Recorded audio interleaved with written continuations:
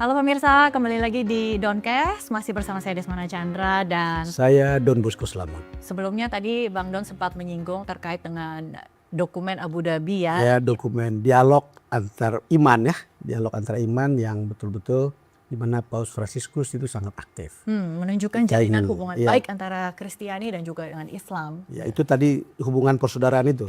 Sebetulnya kalau yang ini dokumen ini apa sih makna utamanya itu, Romo?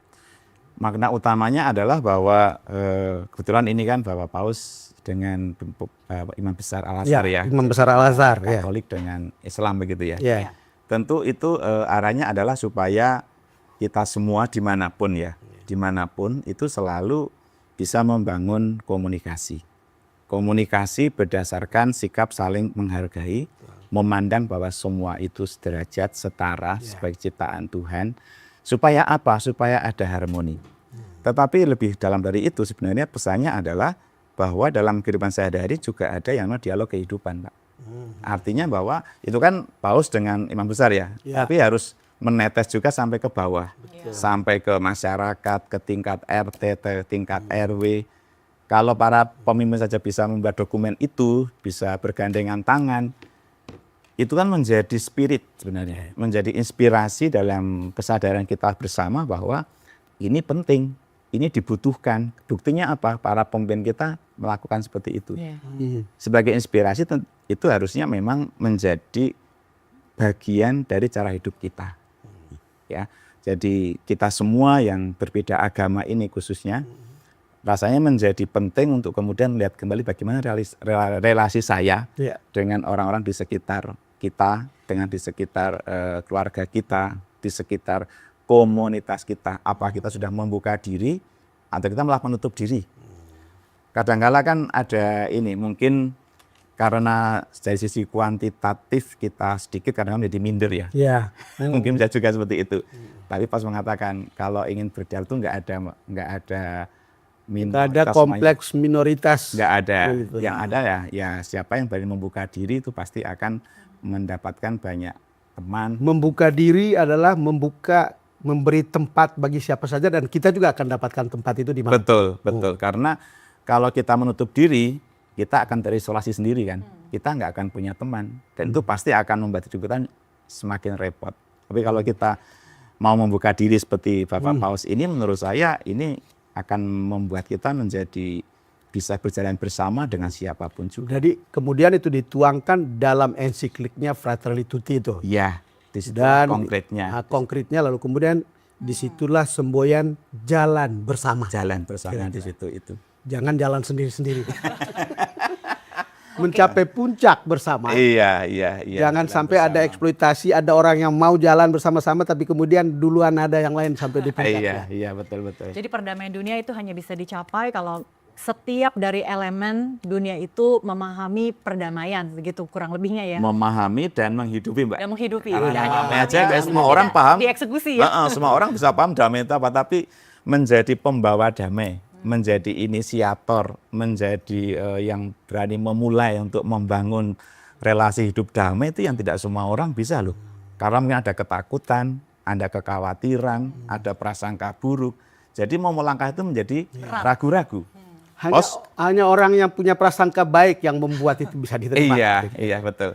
Dan kalau kita lihat ya, kunjungan Paus selama ini kan beliau sudah mengunjungi 58 negara, salah, selama 12 tahun jadi Paus. Itu kalau saya lihat-lihat itu memang ada banyak tempat-tempat di mana umat Katolik nggak banyak. Iya. Itu dikunjungi oleh beliau. Ya di samping untuk menguatkan iman umat Katolik di negara-negara itu, tapi juga beliau ingin memberikan teladan. Loh, kami itu yang seperti ini kecil tapi kalau mau bergerak, mau berjalan, mau melangkahkan kaki, itu bisa hidup harmonis dengan siapapun juga. Gitu, Mbak, kira-kira. Jadi penghargaan, Mona. Silakan, Om. Jadi penghargaan terhadap sesama, kan itu kemudian dalam sebuah kasus itu menimbulkan kesalahpahaman. Ketika misalnya Paus itu bertemu dan ditanya apakah ada gay lobby di Vatikan. Paus memberikan jawaban yang sangat mengejutkan. Saya kutip saja.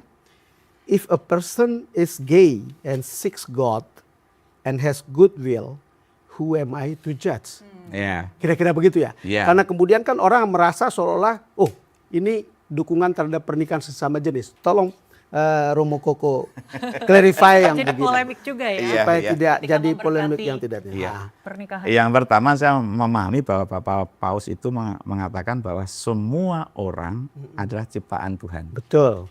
dan itu baik adanya. Adanya. Itu kan itu satu. Kalau begitu, siapa yang berani atau bisa mengadili? Itu kan. Nah, kalau semua itu baik adanya, maka perlu dijaga dan dirawat. Itu berarti harus hidup saling mengasihi tadi itu. Yang menjadi polemik adalah ketika kemudian seakan-akan Paus merestui pernikahan sejenis gitu ya. Padahal yang dimaksud adalah bahwa siapapun itu, entah gay entah bukan, itu berhak didoakan. Berhak didoakan. Berhak didoakan. Berhak mendapat berkat. Oke. Tapi tidak berhak untuk disahkan dengan berkat. Nah, Berkat untuk pernikahannya kah atau berkat untuk berkat apanya Romo? berkat dari Tuhan untuk orang itu. Oke. Tapi bukan berkat untuk atas pernikahan. pernikahan. Bukan Oke. berkat untuk pernikahan. Karena memang kalau pernikahan itu Gereja Katolik mesti menolak. Nggak akan pernah menerima, mengizinkan sesama jenis. pernikahan sejenis. Karena sifat dari pernikahan Katolik adalah Antara monogami, monogami, seorang laki-laki dengan seorang perempuan. bukan seorang laki-laki dengan beberapa perempuan. Nah, ya poligami atau poliandri, Iya. atau sesama laki-laki atau sama enggak. Iya. Konsepnya jelas. Pernikahan Katolik adalah seorang laki-laki dengan seorang perempuan dan tidak dapat dipisahkan kecuali dengan maut atau kematian. Jadi jelas. Berkat dalam arti doa ya, Iya, doa. bukan mengesahkan, bukan meresmikan, dilakukan oleh bukan paus melegalisasi, sebelum- iya, enggak. iya. Tapi itu lebih ke soal ya kayak saya mendoakan anak-anak. Iya. Ya. Saya ketika saya memimpin Ekaristi di gereja, Iya. ada suami istri datang, saya doakan. Ada kakak beradik laki-laki 2, saya doakan. Sebatas itu, bukan dalam arti memberkati sebagai sebuah institusi keluarga. Sekarang kita beralih ke Laudato Si, Ya, Romo Koko. Karena ini kan tadi Fratelli Tutti, lalu kemudian Laudato Si yang adalah ensiklik yang melihat bumi itu bukan lagi objek eksploitasi. betul. Tapi itu sesuatu yang hidup, Ya. di mana kemudian kita juga harus merawat. Kira-kira begitulah. Betul. Apa yang bisa dijelaskan dari sini, Romo Koko? Paus mengajak kita untuk menyadari bahwa bumi rumah bersama, Bang. Rumah bersama. Rumah bersama semua orang dari segala suku. Rumah bersama juga untuk makhluk-makhluk yang lain, hewan, tumbuhan. Itu semua rumah kita bersama ya bumi ini. Kalau rumah ini rusak, satu atau sedikit saja, maka itu akan terganggu semua. Gitu kan. Dan yang kedua, kita diajak untuk menyadari bahwa kehidupan kita itu kan didukung oleh alam. Iya. Kita nggak bisa hidup tanpa alam. Makanan, minuman, semua kan dari alam. Oksigen, matahari dari alam. Kalau alamnya rusak, kita juga menderita. Yang menderita bukan hanya kita, tapi juga generasi kita yang akan datang. Dengan ajaran ini, Paus mengajak kita untuk memikirkan juga masa depan manusia 10 tahun, 20 tahun yang akan datang. Tidak hanya untuk keselamatan kita sekarang, tapi justru beliau ingin kalau kita mewariskan kepada generasi yang akan datang, kita harus mewariskan ya alam yang baik, alam yang masih produktif, alam yang bisa memberi penghidupan, alam yang bisa menjanjikan, sehingga anak cucu kita nanti ya bisa sejahtera. Dan kita diajak juga untuk ini, Bang, ya kita harus sadar bahwa alam itu kan rusak. Ya. Tapi kan penyebab kerusakan itu kan paling banyak manusia ya. Keserakahan industri. Keserakahan. Meskipun juga alam bisa rusak karena alam kan banjir, gunung meletus, kan alam rusak. Tapi alam ini rusak kan Diperparah. sebagian besar oleh keserakahan manusia. Maka Paus mengajak ya sudah kita harus bertobat. Maka ada istilah pertobatan ekologis. Pertobatan ekologis, dan menarik memang membaca Laudato Si itu seperti ini tidak menggurui. Iya. Ini tidak menggurui dan menyadarkan kita tentang alam, ya betul-betul harus bersama kita. Betul. Itu luar biasa, sampai kemudian itu terasa bukan pidato politik lah. Ya. Itu bukan sebuah surat politik.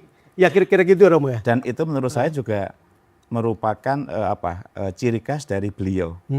karena beliau kan orang pelayanan, Betul. maka bahasanya itu bahasa lugas. Betul. Bahasanya mudah dimengerti, Tidak teoretis. pendek-pendek, Iya. dan sangat mengumat ya, memasyarakat itu bahasanya. Sehingga ketika orang membaca, siapapun membaca, Iya. itu dengan mudah akan menangkap. Betul. Karena bahasa ya bahasa pasar ya, bahasa sehari-hari.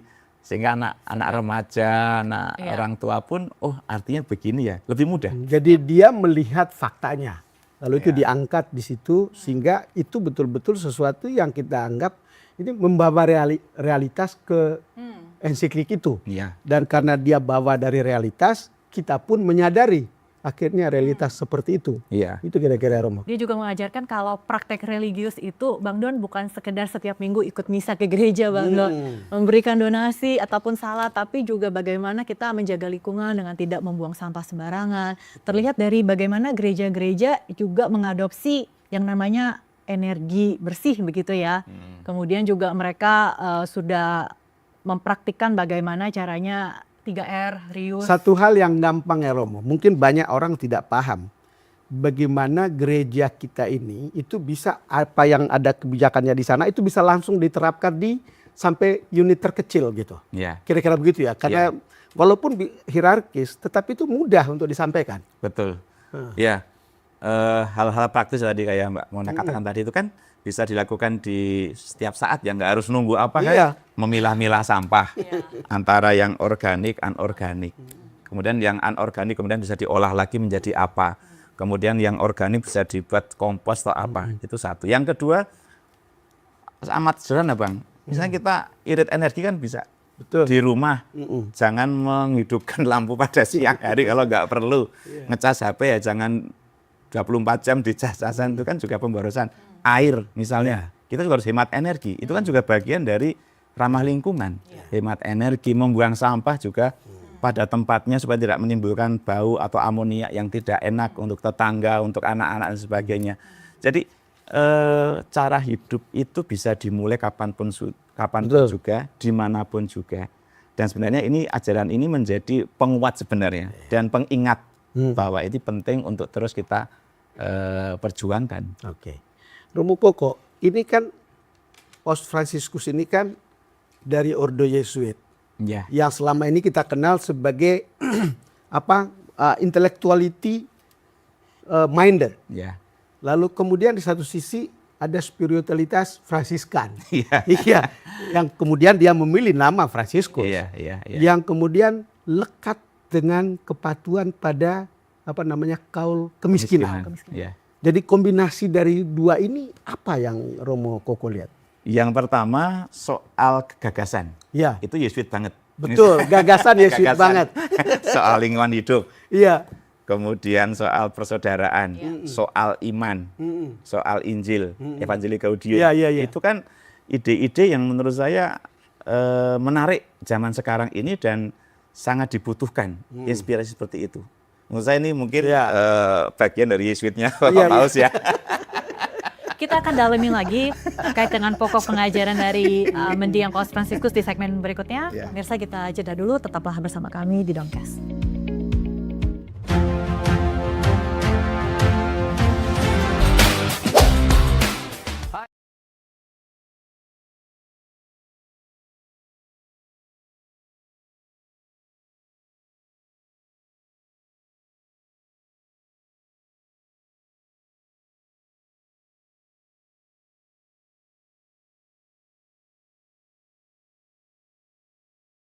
Roni Pangimana.